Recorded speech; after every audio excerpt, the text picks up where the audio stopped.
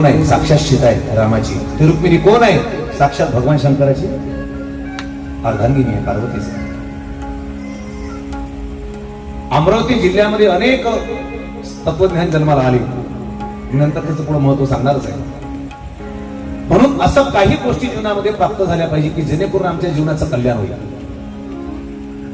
बोलायचं असेल तर काय बोलावं, पाहायचं असेल तर काय पाहावं, खायचं असेल तर काय खावं, आणि द्यायचं असेल तर काय द्यावं याचंही शास्त्र आहे. सोडायचं असेल तर काय सोडावं, हे संपूर्ण तत्वज्ञान सांगण्यामागचं शास्त्र भागवत कथा आहे. फक्त झालं एवढं ते डोळ्यावर चष्मा जो आहे ना, तुकोबारायांचं मत आहे. ते म्हणतात विषयाचा चष्मा लागल्यामुळे परमार्थ आवडत नाही. जशी दृष्टी तशी सृष्टी. डोळे येणं वेगळं आणि दृष्टी येणं वेगळं. माझं पूर्ण समजून घ्या. डोळे आले की पुढचं दिसत नाही, आणि दृष्टी आली की पुढचं दिसू लागलं. असा फरक आहे शब्दामध्ये. प्रपंचामध्ये डोळे येतात, प्रपंचामध्ये काय डोळे येतात, आणि परमार्थामध्ये दृष्टी. परमार्थ दाखवून देतो कोण कोणाचा आहे. तुम्हाला पटलं नसेल एक छोटंच वाक्य सांगतो. तुम्ही जर डोळ्याचं ऑपरेशन केलं, ऐका, जर डोळ्याचं ऑपरेशन केलं तर कदाचित तुमची दृष्टी बदलेल, पण दृष्टिकोन बदलेल्याची काही गॅरंटी. समजणं लोक विचारा कापी पहा. दृष्टिकोन ऑपरेशन करून बदलत नाही. दृष्टिकोन मनाचं ऑपरेशन करावं लागतं तेव्हा बदलतं. आणि मनाचं ऑपरेशन करणारा डॉक्टर फक्त एकच आहे, संत महात्मा. पुन्हा पुढचं तत्वज्ञान. आपल्यामध्ये जर एकपट दोष आहे, आपण जर एकपट दोषी असू तर जे पेरलं ते उगवतं. म्हणजे पुढचा आपल्याला दुप्पट दोषी दिसतो. माझं बोलणं तुम्हाला समजलं नसेल, एका मिनिटात सांगतो. ते खरं जर पाहिलं तर जगामध्ये दोष नाही, दोष आमच्यामध्ये आहे. हममें कुछ कमी दिखती हो उसमें हमारा ध्यान लगाकर उस चीज को, उस कार्य को पूरा करने में हम अपना स्वराज्य समझते हैं. स्वराज्य समझते हैं, यह समझने की और कर्तव्य करने की हमको शक्ति दे, युक्ति दे और भक्ति दे. याचं नाव भागवत कथा आहे. ही झाली प्रस्तावना आजची.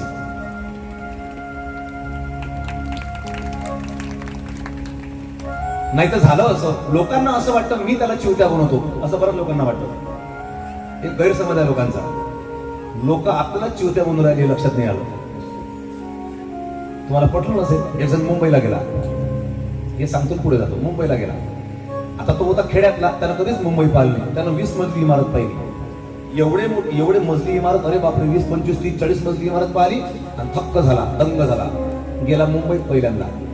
आता हा उभा होता असा, त्या इमारतीकडे पाहता. शहरातल्या माणसांना ओळखलं हे खेड्यातलं आहे. त्या अर्थी असं मोजून राहिलं, हे कुठचं आहे? खेड्यातलं. हा शहरातला म्हणतो, तुला काही नियम माहित नाही? म्हणजे काय झालं, काय मोजून राहिला? तो म्हणजे मजली मोजतो. किती मजली आहे? तो म्हणे इमारत मोजायचे पैसे लागते मुंबईत, तशी इमारत मोजता येत नाही.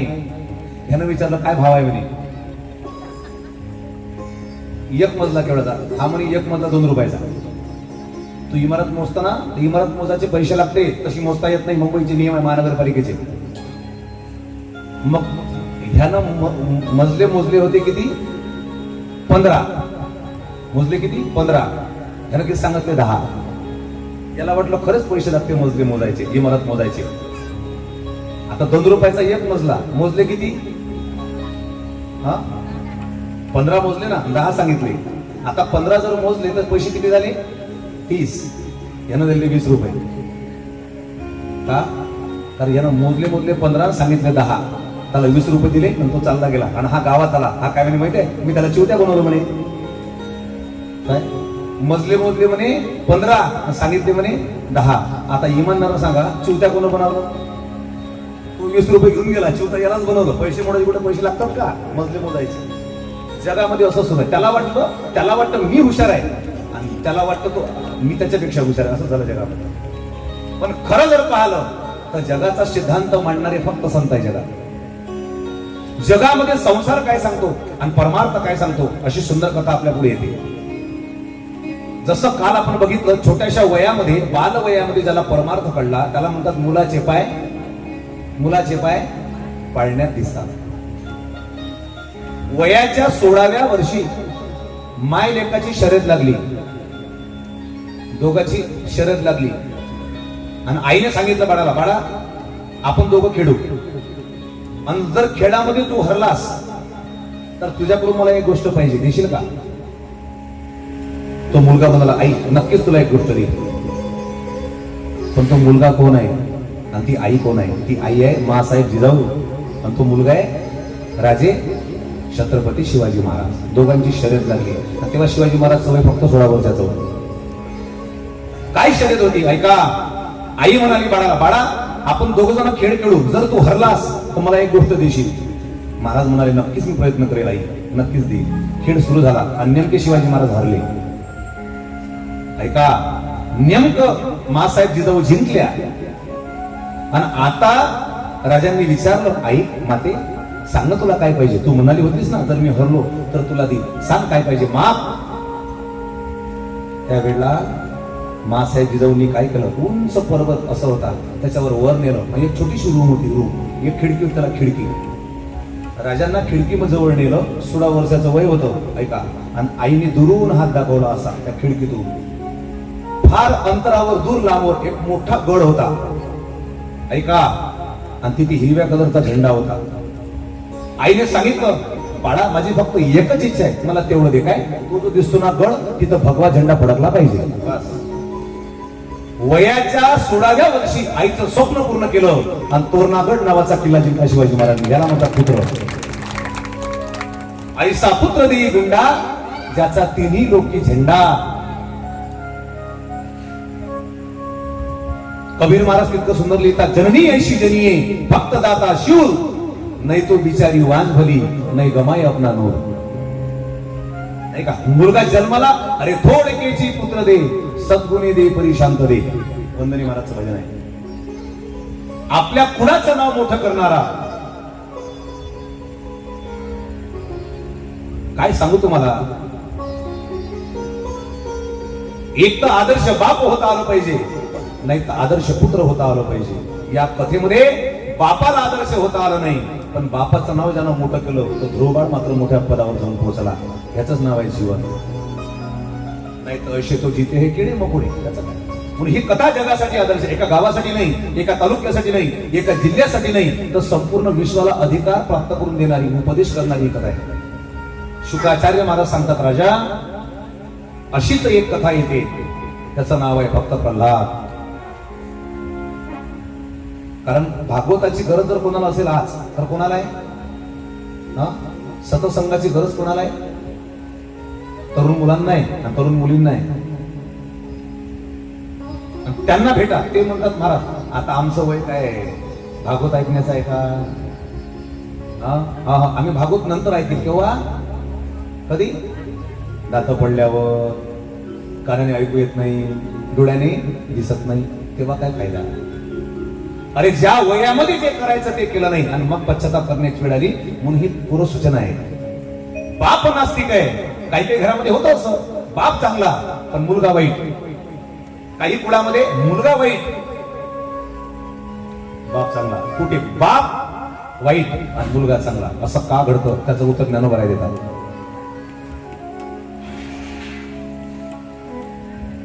हे कर्म असतात ना, कर्म. ज्याला जखम झाली, काय म्हणतो, ज्याला जखम झाली त्यालाच वेदना सहन कराव्या लागतात. दुःख कोणाचं कोणी वाटून घेऊ शकत नाही, पुण्य कोणाचं कोणी वाटून घेऊ शकत नाही. ऐका, पाप कोणाचं कोणी वाटून घेऊ शकत नाही आणि मरण कोणी वाटून घेऊ शकत नाही. ऐका, काय झालं खरं जर पाहिलं, मागच्या जन्मामध्ये एखादं वाईट कर्म घडलं असेल, ऐका, तर केले कर्म झाले त्याची भोग आली. नात्राय सांगतात, ज्ञानोबाराय सांगतात, अगा कर्मी जे उरावे इथे हिरण्यकश्यप पापी आहे. ऐका, पण काहीतरी एक पूर्व सुकृत घडलं म्हणून मुलगा जन्माला आला आणि कुळाचा उद्धार केला. फक्त प्रल्हाद बापाने भक्ती करू दिली नाही. जगामध्ये बरेच बाप आहे ते धर्माच्या कार्यामध्ये आडवे येतात. कैकईला धिक्कारलं होतं भरताने आणि त्या शत्रुघ्नाने मंथरेच्या कमंडल्यामध्ये लाथ आणली होती. रामायण वाचा. का? कारण जी माय रामाला वनात पाठवते असं भरताला वाटलं, जी माय भावाभावामध्ये भेद पाडते, जी माय बापाला तडपू तडपू मारते, भरताने सांगितलं त्या मायचा सुद्धा धिक्कार आहे. का? कारण जिथे धर्म नाही, जिथे संस्कृती नाही, जिथे नीती नाही, ते घर सुद्धा घर नाही, ते स्मशान आहे. मग त्याचा त्याग केला संतांनी. मी काय सांगत होतो, बापाने विचारलं काय रे तू देवदेव म्हणतोस, सांग तुझा देव कुठे, खांबात आहे का? आतापर्यंत मारलं तुला तरी मरत नाही, आतापर्यंत कुणामध्ये कोणी नाव घेतलं नाही देवाचं, तू कसा निपजलास? एवढं वैर होतं. हे बघा, एक वर्ग कायम असा आहे, सत्ता चांगला आहे अजून वाढला पाहिजे. एक वर्ग असतो समाजामध्ये, तुम्ही कुठेही पहा, एका बाजूला राम आहे तर एका बाजूला रावण आहे, इकडे कृष्ण आहे तर इकडे कंस आहे. एक वर्ग असा आहे सत्ता सुरू आहे वाढला पाहिजे, मग दुसरा वर्ग लगेच असतो सत्ता सुरू आहे तर बंद पडला पाहिजे. हे मी सांगत नाही, उघडा ग्रामगीता. दुसऱ्याची उणी पाहता हसणे, दुसऱ्याची आपत्ती पाहुनी पडणे आणि दुसऱ्याचे वैभव देखुनी जडणे होते ऐसे. त्याचं नाव हिरण्यकश्यप आहे. उत्कर्ष सहन होत नाही. मुलगा भक्ती करत आहे, चांगलं काम काही लोकांना पटत नाही. तुम्ही पहा, वाईट गोष्ट शिकावी लागत नाही पण चांगली म्हणजे गांजर गवत पेरावं लागत नाही, आपोआप उगवतं. पण सोयाबीन मात्र पेरावी लागते. आजही पहा तुम्ही, वाईट कामाला साथ देणारे भरपूर लोक भेटतील पण चांगल्या कामाला मोजकेच आहेत. आणि हेच कलियुगाचं थैमान आहे, यालाच कलियुग म्हणतात. अरे राज्यसभा में न्याय न होगा, ऐसा कलियुगा आएगा, सच्चे को तो फाशी होगी, झूठा मौज उडाएगा. वंदने महाराजचं भजन आहे. खऱ्या माणसाला त्रास होईल. तुम्ही आत्ताही पहा, नीतीनं जगणाऱ्याला, इमानदारीने वागणाऱ्याला, खरं बोलणाऱ्याला त्रास होणारच. आता त्रास होणच राहिला. मग याचा अर्थ असा नाही की त्याने त्याचा प्रयत्न सोडून दिला पाहिजे, धर्म सोडला पाहिजे. सोनं आणि बेंटेक्स दोन्ही सारखं दिसतं, तर किंमत कोणाची जास्त आहे? सर्वांना माहिती आहे. सोनं जर हरपलं तर मन दुखी होतं, रात्रभर झोप लागत नाही. आणि बेंटेक्स हरपलं तर कोणी टेन्शन घेत नाही, आज नाही उद्या आणता येईल, 50-100 रुपये देईल. त्याचं कारण आहे, दिसायला जरी दोन्ही सारखे आहे ऐका, पण सोन्याने पहिल्यांदा परीक्षा दिली, अग्निपरीक्षा, म्हणून त्याचं महत्व वाढलं. त्याला पस लागला, पस. मग त्याचा ग्रेड ठरला 22 कॅरेट 24 कॅरेट. तसंच ज्ञानोबारायांची ज्ञानेश्वरी हे सोनं आहे, दागिने अलंकार आहे 9033. एखादा आमदार असेल, एखादा खासदार असेल, एखादा मंत्री असेल तर त्याच्या मंत्रीच्या पत्नीच्या गड्यामध्ये किती सोनं असेल कदाचित? सांगा बरं, किती दागिने असेल? एक अंदाज. 2 4 5 6 7 8 9 10 100 असेल, 200 असेल, याच्यापेक्षा काय 500 असेल, याच्यापेक्षा काय. पण ज्ञानोबरायांचा दागिना असा आहे 9033 सोन्यांचा दागिना आहे. एक दागिना घाला आणि जीवन सुंदर करून घ्या.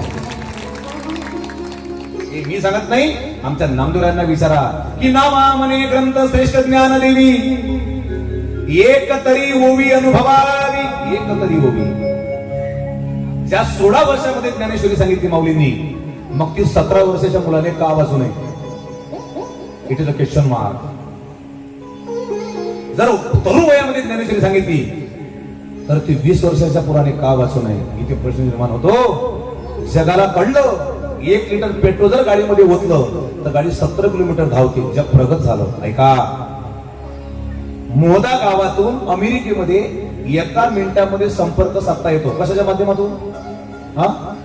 मोबाईलच्या माध्यमातून. ऐका, एवढं जगाला कळलं, जग एवढं प्रगत झालं. पांढऱ्या पेशी, तांबड्या पेशी किती टक्के झाल्या, कमी झाल्या, वाढल्या, सगळं सांगता येतं. हे जगाला कळलं, पण ज्ञानोबाचं ज्ञान कळलं नाही. हे मात्र दुर्भाग्य आहे. तर ज्ञानोबाचं ज्ञान कळलं असतं तर समाजामध्ये वैर वाढलं नसतं. ऐका, किती पंत भिन्न जाहले, येण्याची राष्ट्र नासले. आता काय केलं पाहिजे? हा मिटू आता गलबला आणि जागूया आपुल्या माणुसकीला. माणुसकी राहिली कुठे? मी काय सांगतो, बाप आहे पण पोराला परमार्थ करू देत नाही, याला माणुसकी म्हणता येत नाही. ही कथा काही आमच्या वेगळी नाही, समाजामध्ये कितीतरी भांडण लावणारे लोक आजही आहेत. ऐका, गरीब गरीब होत चालला, श्रीमंत श्रीमंत होत चालला. म्हणून वंदने महाराजांनी अध्याय लिहिला, गरिबी श्रीमंती ग्रामगीतेमध्ये. का? कारण धन हे गरीबाचे रक्त, समजून वागवतो श्रीमंत. हिरण्यकश्यपूला वाटलं मीच मोठा, माझ्या पुढे कोणाचा कायदा चालणार नाही. अरे स्वतःच्या स्वार्थासाठी मोठेपणासाठी मुलगाही मारायला तयार होतो. असा मुलगा नकोय जो काळाला कलंक आहे. एवढं काय वैर असेल. आम्ही आता वरचेवर कार्यक्रम करतो, काही काही लोकांच्या आमच्याकडे तक्रार येतात, महाराज साऊंडचा आवाज जरासा कमी करा. का? आमच्या मुलांची परीक्षा आहे, पेपर आहे. आश्चर्य, मुलाची आता परीक्षा आली, मग वर्षभर काय केलं पुढं? वर्षभर त्याने मेसेज पाठवले व्हॉट्सअपवर, तेव्हा बापाचं लक्ष नाही. लक्षात घ्या. का? नेमकं धर्मामध्येच कुठतरी बंधन आणायचं, असा एक वर्ग आहे. प्रगट दिनचा माहोल असू द्या, शिवरात्र असू द्या, किंवा आणखी जानेवारी महिना लागू द्या, नेमकं पोरांच्या परीक्षा सुरू होत्या, नेमकं तेव्हा कार्यक्रम येतात आणि मग तेव्हा लोकांच्या तक्रारी असतात. अरे परमार्थाचा आवाज, अरे मरता मरता हा आवाज कानामध्ये आला पाहिजे. याच्यापेक्षा मोठी पुण्य कमाई काय असेल? हा संवाद आहे शुक्राचार्य महाराजांचा राजाशी. आमच्या जीवनामध्ये वाद आहे म्हणून दुःख नाही. इथं सुखाची व्यवस्था आहे. तुम्ही दुकानामध्ये जा, जगामध्ये कुठेही फिरा, पैसे किती असू द्या, तुम्हाला प्रेम विकत मिळत नाही मार्केटात. तुम्हाला भौतिक सुख मिळेल, पण आध्यात्मिक सुख फक्त या ठिकाणीच मिळेल. म्हणून ही जीवनाची क्रांती आहे. आणि ती क्रांती प्रल्हादाने केली फक्त वयाच्या 6 वर्षामध्ये.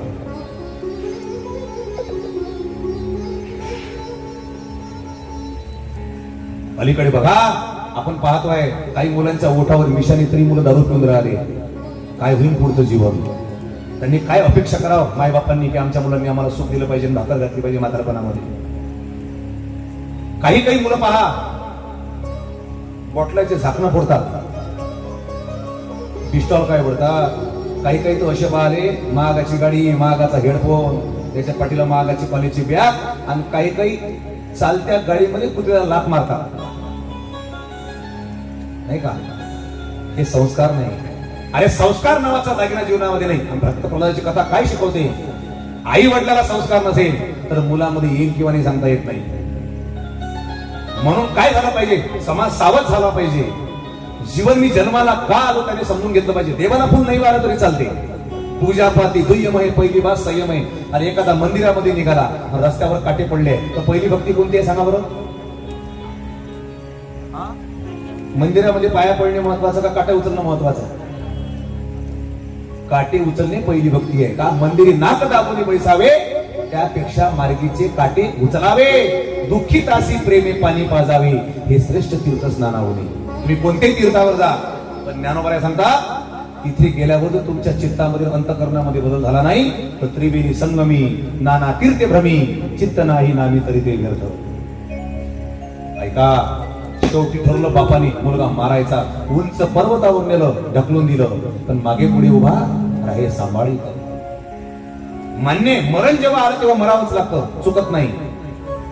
पण संकट जर माणसावर आलं, पण हरीचा धावा जर आपण नित्यनेमाने करत असो तर संकटामध्ये मार्ग सापडतो. तुको बराय फुकट म्हणत नाही, तुझं वाटे आता ते करीनंता, तुका म्हणे संता लाज माझी. देवा तुला जे वाटते ते कर. अरे एखादा निंदा करत असेल करू द्या, एखादा वाईट करत असेल करू द्या, फक्त आपल्या मनाला समजवा. हे दिवस जातील आणि खऱ्याचं खरं होईल. त्याला वेळ लागेल, फक्त त्रास होईल, एवढं करायचं. संतांना त्रास झाला नसता तर आज समाजापुढे ज्ञान प्रकट झालं नसतं. नाही का? शेवटी मारण्याचे प्रयत्न केले, मुलगा मरत नाही. विचारलं काय रे, सांग तुझा देव कुठे आहे? या खांबात आहे का? म्हणजे हो बाबा, या खांबातही माझा देव आहे. त्या कसोटीला आपण उतरू शकत नाही. मी एक वाक्य पुन्हा बोलतो आणि पुढच्या कथेवर जातो. गजानन महाराज, ज्ञानेश्वर महाराज, तुकाराम महाराज, सावतामाडी, नरहरी सोनार, बिरसा मुंडा, गाडगे महाराज, तुकडोजी महाराज, संत सेवालाल महाराज, कुठलेही संत घ्या, संत हे योगी आहे आणि उपयोगी आहे. काय म्हटलं मी? संत योगी आहे आणि उपयोगी आहे. आपण योगी होऊ शकत नाही. आपण योगी होऊ शकत नाही. आपण गजानन महाराज होऊ शकत नाही. आपण तुकाराम महाराज होऊ शकत नाही. ही योगी आहे. आपण योगी होऊ शकत नाही, पण उपयोगी उपयोगी नक्कीच होऊ शकतो. नाही तर माणसाचा उपयोग काय मला सांगा ना. हा तबला आहे, हे कशाचा कातळ आहे सांगा बरं. हा बकऱ्याचा कातळ आहे. खंजीरला कातळ कशाचं होतं? घोरपडचं होतं. मेरी रोज बजेगी खंजोडी शून्य मारे आहो ना आहो. पण मला सांगा, बकरी मेल्यानंतरही कीर्तनामध्ये कामात येते. पहा माझं बोलणं समजून घ्या. काय मृदंगाला कातळ कशाचं आहे? बकऱ्याचं आहे. की बकरा मेल्यावरही कीर्तनामध्ये उपयोगी येतो, कामात येतो. माणसाचा कातळ कुठं कामात येतो सांगा बरं. हा नाही. कबीर महाराज सांगतात की पशु की होत पनैया नरका कचो न होय. पशु पक्षापासून जोडे चपला कातळाचे पट्टे होतात, पण नर करणी करे सो नरका नारायण होय.